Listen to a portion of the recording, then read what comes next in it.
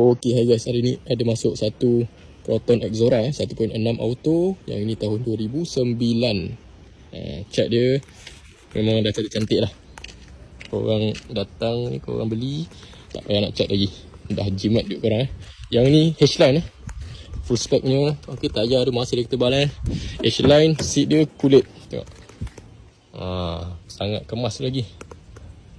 Tengok, dashboard dia tak ada retak, tak ada pecah, kemas lagi. Okay, Dr. boleh kemas lagi.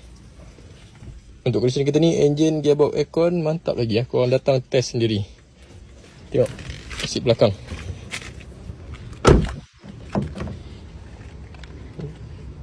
alarm pun ada.